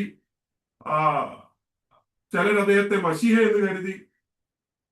ഒരു വ്യത്യസ്തനായി ജീവിച്ച ഒരു വ്യക്തി. അപ്പൊ ഇദ്ദേഹം എവിടെ ഉണ്ടോ ആൾക്കാർ കൂടും. അപ്പൊ പരീശന്മാര് ഇദ്ദേഹത്തിന്റെ അടുക്കൽ ചില പുരോഹിതന്മാരെ ലേവ്യരെയൊക്കെ അയച്ചു. യോഹന്നാൻ സ്നാപകനോട് ചോദ്യങ്ങൾ ചോദിക്കുവാൻ, താൻ ആരാണെന്ന് മനസ്സിലാക്കുവാൻ. കാരണം ഈ ദീർഘവർഷങ്ങളായിട്ട് യഹൂദജനം ഒരു മശീഹയ്ക്ക് വേണ്ടി കാത്തിരിക്കുക. അപ്പൊ യോർദാനിൽ ഈ യോഹന്നാൻ സ്നാപകൻ സ്നാനം കഴിപ്പിച്ചുകൊണ്ടിരിക്കുക. വലിയൊരു ക്രൗഡ് തന്നെ, ഒരു ജനക്കൂട്ടം തന്നെ അവിടെ ഉണ്ട്. ഇതിന്റെ മധ്യത്തിൽ ഈ പുരോഹിതന്മാരും ലേവ്യരും വന്നിട്ട് യോഹന്നാനോട് ചോദിക്കുക, നീ ആരാണ്? എന്ത് അധികാരം കൊണ്ടാണ് നീ ശുശ്രൂഷയൊക്കെ ചെയ്യുന്നത്? 3 ചോദ്യങ്ങളാണ് അവിടെ ഉന്നയിച്ചത്. പ്രധാനപ്പെട്ട 3 ചോദ്യം. ഒന്നത്തെ ചോദ്യം, നീ മെശിഹയാണോ എന്നുള്ളതാണ്. അതിന്റെ 20-ാം വാക്യത്തിൽ നിങ്ങൾ ശ്രദ്ധിച്ചാൽ അറിയാം. നീ മശീഹയാണോ? എന്താണ് ഉത്തരം? ഞാനല്ല. അടുത്ത ചോദ്യം 21-ാം അധ്യായം, നീ ഏലിയാവാണോ? അതിന് ഉത്തരം, ഞാൻ ഏലിയാവും അല്ല. മൂന്നാമത്തെ ചോദ്യം, നീ ഒരു പ്രവാചകനാണോ? അതിന് ഉത്തരം പറഞ്ഞത്, ഞാൻ പ്രവാചകനുമല്ല. സ്തോത്രം. നിങ്ങൾക്ക് ഈ ചോദ്യം വന്നപ്പോൾ ഒരു കാര്യം നമ്മൾ ചിന്തിക്കണം, ഈ 3 ചോദ്യത്തെ എന്തുകൊണ്ടായിരിക്കും ഇവർ ചോദിച്ചത്?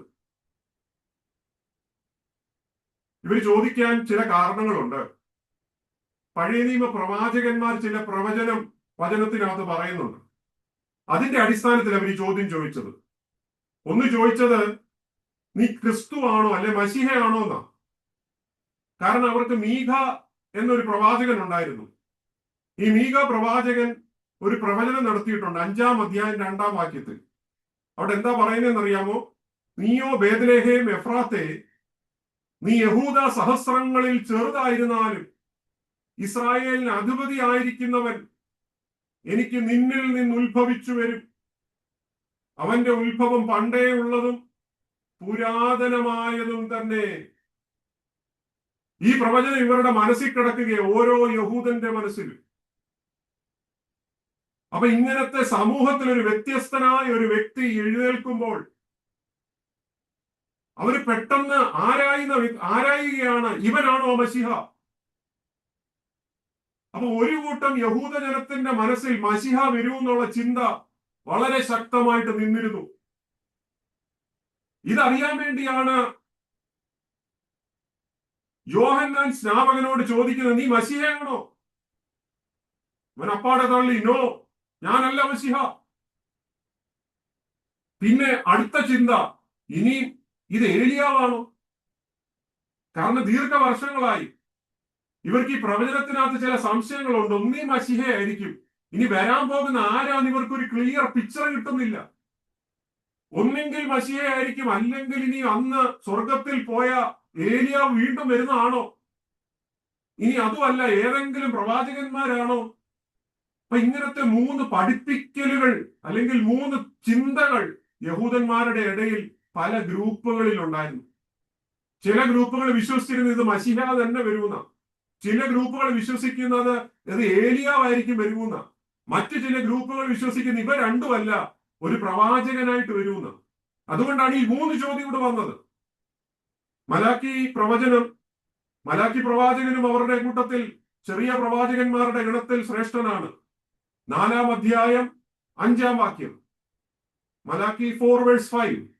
അവിടെ ഇങ്ങനെ പറയുന്നത്, യഹോവയുടെ വലുതും ഭയങ്കരവുമായ നാൾ വരുന്നതിന് മുൻപേ ഞാൻ നിങ്ങൾക്ക് ഏലിയാ പ്രവാചകനെ അയക്കും.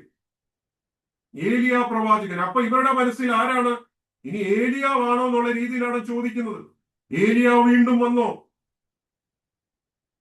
ഇനി അതുമല്ലെന്നാ പറഞ്ഞേ. അപ്പോഴത്തന്നെ പറഞ്ഞു, ഇനിയാണെങ്കിൽ പ്രവാചകൻ വരുമെന്നൊരു വാക്യം അല്ലെങ്കിൽ ഒരു പ്രവചനം ഉണ്ട്. ആവർത്തന പുസ്തകം 18-ാം അധ്യായം 15-ാം വാക്യം, ഡ്യൂട്രോണമി 18:15.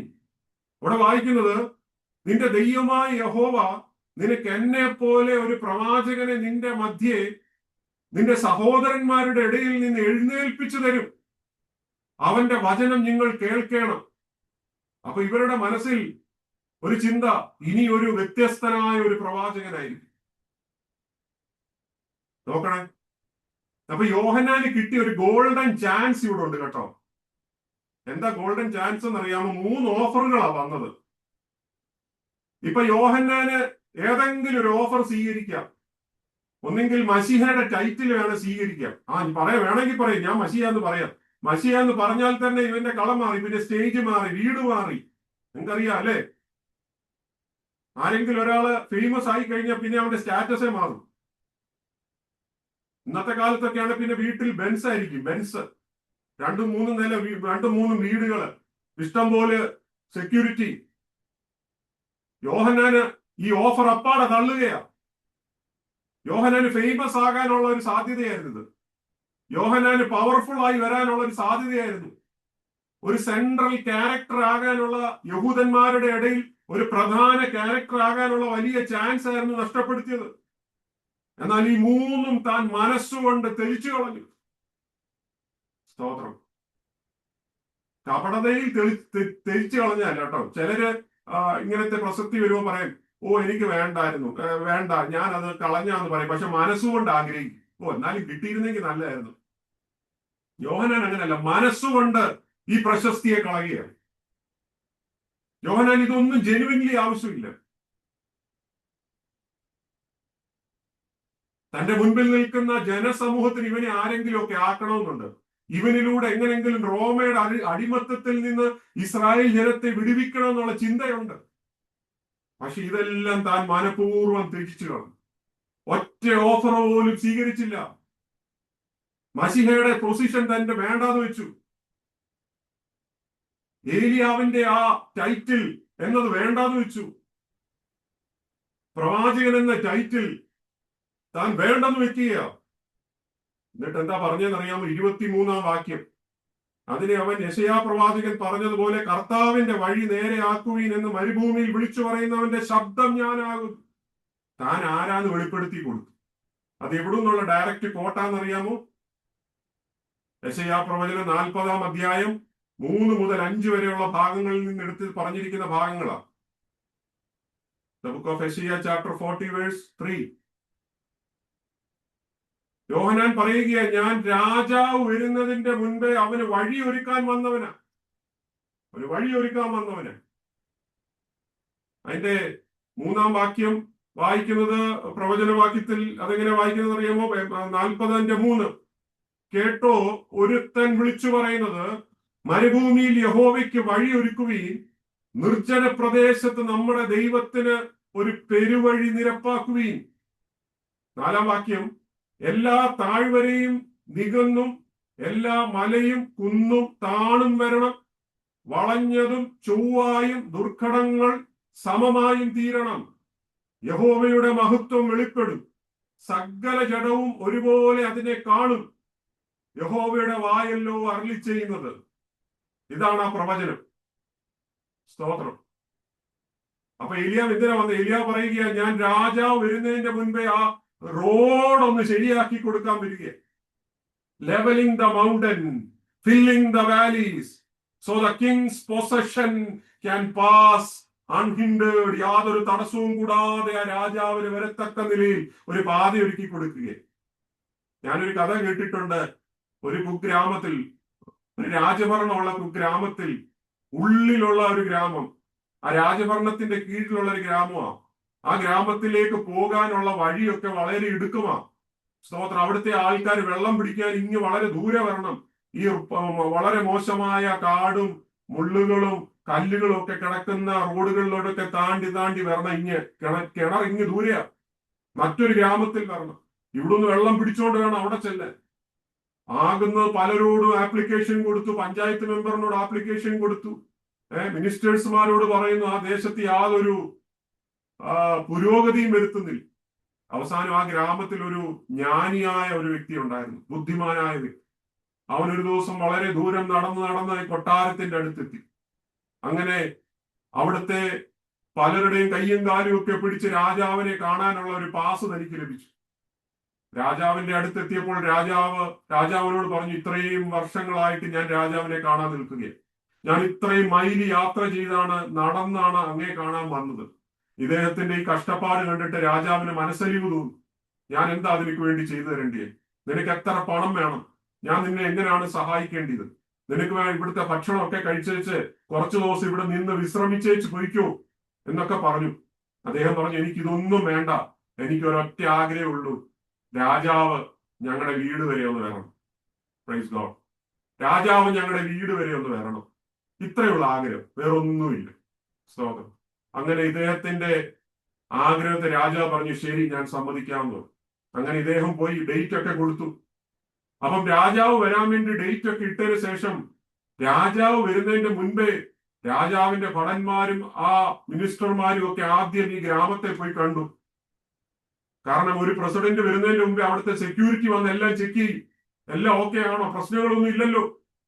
പക്ഷെ ഈ സെക്യൂരിറ്റി വന്നപ്പോൾ അവർക്ക് മനസ്സിലായി രാജാവിന് വരാൻ പറ്റുന്ന ഒരു ഏരിയ അല്ല അത്. റോഡൊക്കെ ആകെ മോശമാ, രാജാവിന് ഒരു തരത്തിൽ അവിടെ വരാൻ പറ്റത്തില്ല.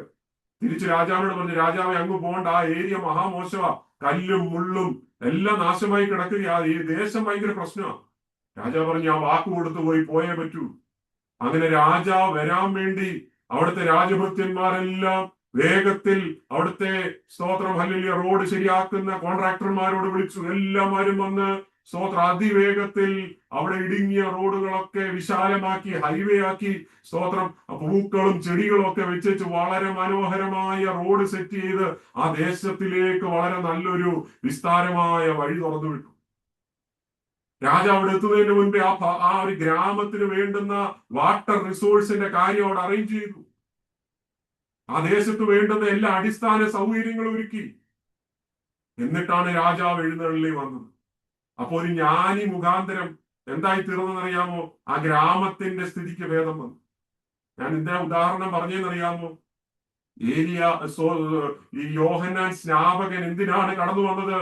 ഈ മഹാരാജാവിന്റെ വരവിന് മുൻപായി is levelling the mountain, is filling the valleys. അതാണ് പ്രവാചകൻ വിളിച്ചു പറഞ്ഞ എല്ലാ താഴ്വരയും നികന്നും എല്ലാ മലയും കുന്നും താണും വരണം. വളഞ്ഞതും ചൊവ്വായുമുള്ള ദുർഘടങ്ങൾ സമമായി തീരണം. അതുകൊണ്ടാണ് യോഹന്നാൻ വിളിച്ചു പറഞ്ഞ സർപ്പസന്തതിയെ, വരുവാനുള്ള കോപത്തിൽ നിന്ന് നിങ്ങൾ മാനസാന്തരപ്പെടണം. ദൈവത്തിന് മഹത്വം ഉണ്ടാകട്ടെ. യോഹന്നാൻ ഒരു ടൈറ്റിലും എടുക്കാൻ പോയില്ല. യോഹന്നാൻ ഒരു പൊസിഷനും വേണ്ട. യോഹന്നാനെ കുറിച്ച് പറയുന്നത് അവൻ ഒരു ശബ്ദം മാത്രമായിരുന്നു. സ്തോത്രം, ഹല്ലേലൂയ. നമ്മളൊരു അനൗൺസ്മെന്റ് കേൾക്കുകയാ. ഏതോ ഒരു മരത്തിന്റെ മുകളിൽ ഒരു സ്പീക്കർ ഇരിക്കുക. അവിടുന്ന് ഒരു അനൗൺസ്മെന്റ് കേട്ടു. ആ അനൗൺസ്മെന്റ് കഴിയുമ്പോൾ ഹല്ലേലൂയ ആ ശബ്ദത്തിന്റെ പ്രസക്തി തീർന്നു. ഇതുപോലെയാണ് യോഹന്നാന്റെ ശബ്ദം. അവൻ ഒറ്റ ഉദ്യോഗമേ ഉള്ളൂ. അവനാണ് സാക്ഷാൽ ദൈവപുത്രൻ എന്ന് പറയുന്ന ആ ഒരു വോയിസ് ആണ് യോഹന്നാനെ കുറിച്ച് പറയുന്നത്. ഒരു വോയിസ്, ഒരു ശബ്ദത്തിന് അതിൻ്റെതായിട്ടുള്ള ഒരു വ്യക്തിപരമായ ഒരു നിലനിൽപ്പില്ല. The voice has no independent existence. എപ്പോഴാണ് മെസ്സേജ് ഡെലിവറി ചെയ്യുന്നത് വോയിസിന്റെ പ്രസക്തി കഴിഞ്ഞു. യോഹന്നാൻ പറയുക, ഞാനല്ല വഴി, I am not the point. ഞാൻ ആരാണെന്നുള്ള പ്രസക്തമല്ല. എനിക്ക് ഒറ്റ ജോലിയേ ഉള്ളൂ. എനിക്ക് പിന്നാലെ ഒരു ശ്രേഷ്ഠനായ ഒരുവൻ വരുന്നുണ്ട്. അവങ്കിലേക്ക് നിങ്ങൾ മുഖം തിരിക്കണം. അതാണ് എന്നെ കേൾക്കുന്ന പ്രിയപ്പെട്ടവരെ ഇന്നത്തെ സുവിശേഷത്തിന്റെ കാതലായ സന്ദേശം. അതാണ് ഇന്നത്തെ ദൈവമക്കളായി ഞങ്ങൾക്കും പറയാനുള്ളത്. ഞങ്ങളല്ല ശ്രേഷ്ഠന്മാർ, ഞങ്ങൾ ബലഹീനരാണ്, ഞങ്ങളിൽ കുറവശങ്ങളുണ്ട്, ഞങ്ങൾ സാധുക്കളാണ്. എന്നാൽ ഞങ്ങൾ ചൂണ്ടിക്കാണിക്കുന്ന ഒരുവനുണ്ട്, നസ്രയനായ യേശു ക്രിസ്തു. അവന്റെ മുഖത്തേക്ക് നോക്കിയാൽ നീയും നിന്റെ കുടുംബവും രക്ഷ പ്രാപിക്കും. Praise God. വരുവാനുള്ള കോപത്തിൽ നിന്ന്, വരുവാനുള്ള ന്യായവിധിയിൽ നിന്ന് ഇതൊരു രക്ഷാകരമായ സന്ദേശമായിരിക്കട്ടെ. സ്തോത്രം. ഏത് പാസ്റ്ററൽ മിനിസ്ട്രി ചെയ്താലും, ഏത് ബൈബിൾ ടീച്ചിങ് ചെയ്താലും, ഏത് വർഷിപ്പ് ലീഡർ ആയാലും, സ്തോത്രം, നിങ്ങൾ ഫോർമൽ ശുശ്രൂഷയോ ഇൻഫോർമൽ ശുശ്രൂഷയോ ചെയ്താലും മഹത്വം ദൈവത്തിന് പോകണം. The glory belongs to Jesus alone. പലപ്പോഴും മഹത്വം നാം അറിഞ്ഞോ അറിയാതെയോ നമ്മിലേക്ക് വരുത്തുവാൻ നമ്മൾ പലപ്പോഴും ശ്രമിക്കും. പലരും സ്തുതിപാഠകരായിട്ട് നമ്മുടെ ചുറ്റും കൂടുമ്പോൾ നമുക്കതൊരു കംഫോർട്ടിംഗ് പ്ലേസ് ആയിട്ട് തോന്നും. എന്തൊരു സുഖമല്ലേ. ശ്രദ്ധ ക്രിസ്തുവിൽ നിന്ന് നമ്മളിലേക്ക് വരുമ്പോഴേ ഓർത്തോണം, it's a dangerous situation. The glory belongs to Jesus only. We should not enjoy the privilege when people boasting you. മാറിപ്പൊക്കണം അവിടുന്ന്. ആരെങ്കിലും നിങ്ങളെ പൊക്കാൻ വരുവാണെങ്കിൽ, ആരെങ്കിലും നിങ്ങളെ പ്രൈസ് ചെയ്യാൻ വരുവാണെങ്കിൽ നിമിഷ നേരം കൊണ്ട് അവിടെ നിന്ന് എസ്കേപ്പ് ആയിക്കോണം. പറയണം, ഞാനല്ല, ക്രിസ്തു അത്രേ വലിയവൻ. Focus on him. യോഹന്നാൻ സ്നാപകൻ ഇതാ തന്റെ ജോലി ചെയ്തത്. എന്നിട്ട് 5 മിനിറ്റ് കൊണ്ട് ഞാൻ 1-2 കാര്യങ്ങൾ കൂടി പറയാൻ താല്പര്യം. നമ്മൾ മുമ്പോട്ട് പോകുമ്പോൾ അതിന്റെ 29-ാം വാക്യം, നമ്മൾ 28 വരെയുള്ള ഭാഗമാണ് വായിച്ചത്. അതിന്റെ 29 മുതൽ 34 വരെയുള്ള ഭാഗം കൂടെ പഠിക്കേണ്ടതായിട്ടുണ്ട്. എന്നാൽ അത് നമുക്കിന്ന് നോക്കുവാനുള്ള സമയം ഇന്ന് ലഭിക്കുന്നില്ല. ഒരു വാക്ക് മാത്രം, 29-ാമത്തെ വാക്യം മാത്രം വായിച്ച് നമുക്ക് ഇന്ന് വൈൻഡപ്പ് ചെയ്യാം. 29-ാം വാക്യം എന്താണ് പറഞ്ഞതെന്നറിയാം. ഞാനിപ്പോ ഇത്രയും നേരം പറഞ്ഞതിന്റെ ഒരു കൺക്ലൂഷൻ സ്റ്റേറ്റ്മെന്റ് അതിനകത്തുണ്ട്. എന്ന് പറഞ്ഞാൽ യോഹന്നാൻ തന്റെ പേര് മറച്ചു വെച്ചേച്ച് താൻ പോയിന്റ് ചെയ്ത് ആരാണെന്നും കൂടി പറഞ്ഞേച്ച് ഞാൻ ഈ ഭാഗം ഇന്ന് അവസാനിപ്പിക്കാം. 29 വാക്യത്തിൽ അവിടെ ഇങ്ങനെയാ കാണുന്നത്: പിറ്റേന്നാൾ യേശു തന്റെ അടുക്കൽ വരുന്നത് അവൻ കണ്ടിട്ട്, ഇതാ ലോകത്തിന്റെ പാപത്തെ ചുമക്കുന്ന ദൈവത്തിന്റെ കുഞ്ഞാട്. സ്തോത്രം.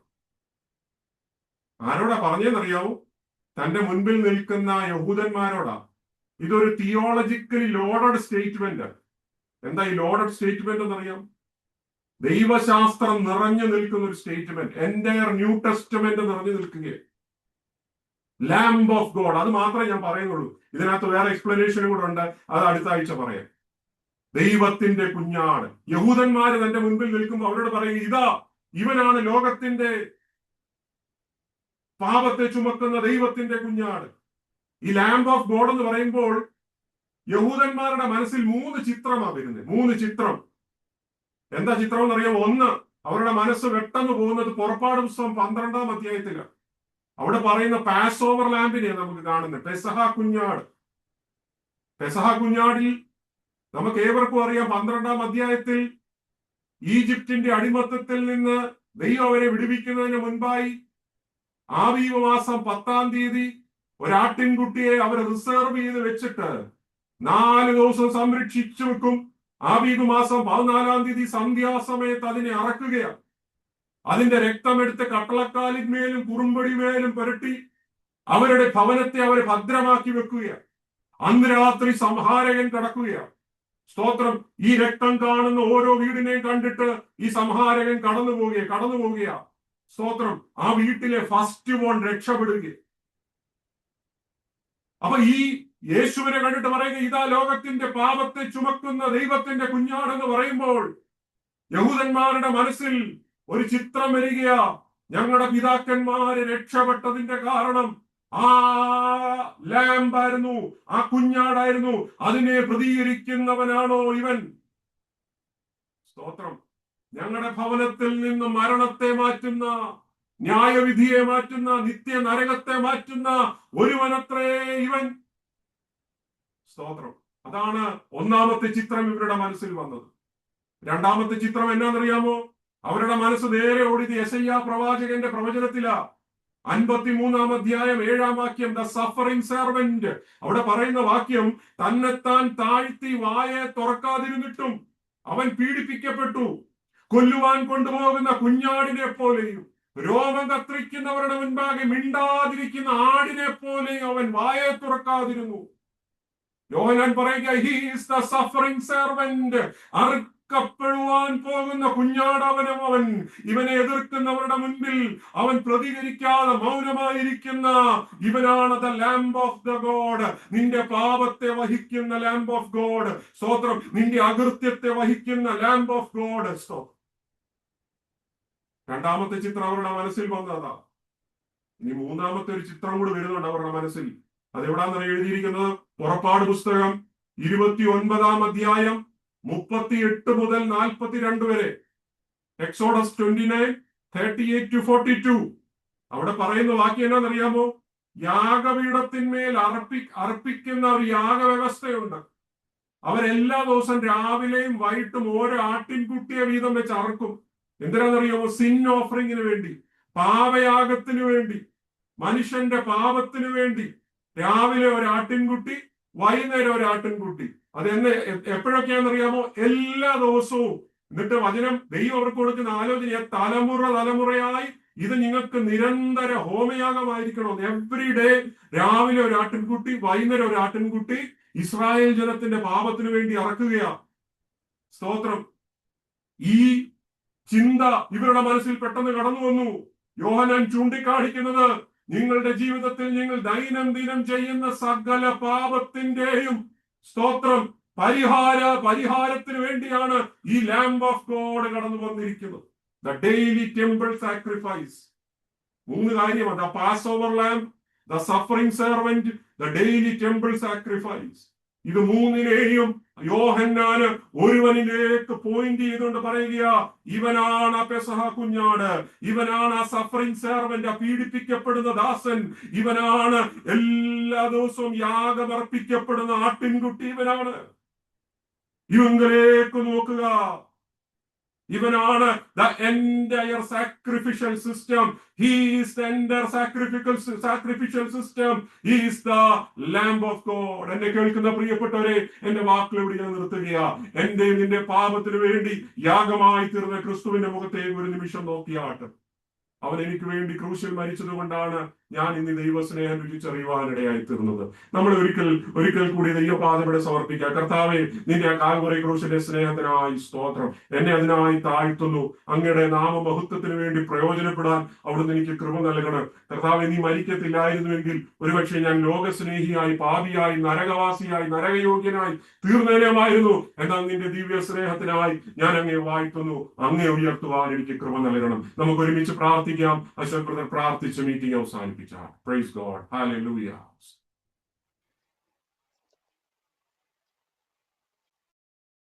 ஹalleluya. கர்த்தாவே, நாங்கள் துதிக்கிறோம் அப்பா. இயேசுவே, ஸ்தோத்திரம் ஸ்தோத்திரம் ஸ்தோத்திரம் ஸ்தோத்திரம். அல்லேலூயா. இயேசுவே, துதிக்கிறோம் கர்த்தாவே. இந்த நாளுக்காக நாங்கள் நன்றி பாஸ்டர் கேட்குന്നുണ്ടോ?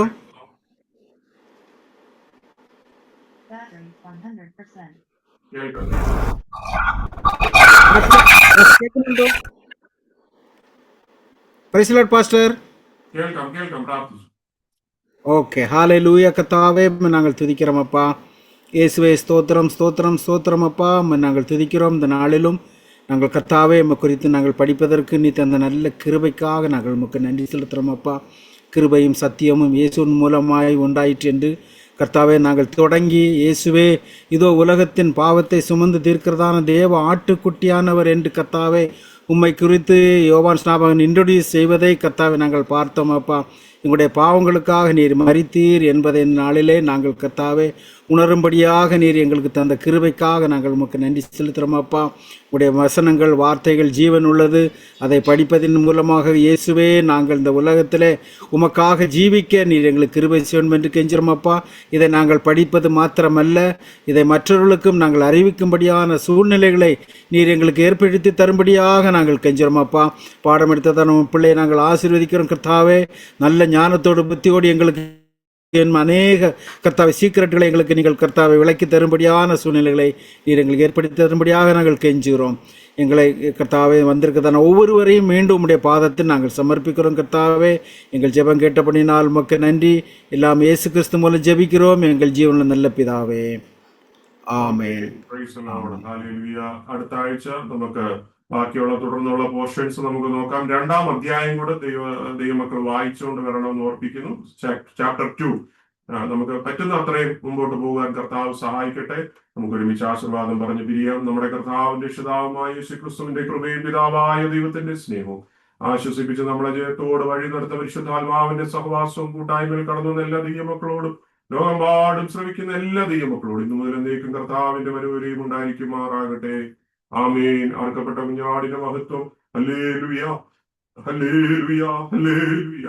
ആമേൻ. കർത്താവ് യേശുവേ വരണമേ. God bless you all. ദൈവം നമ്മളെ സഹായിക്കുമാറാകട്ടെ. Price the Lord.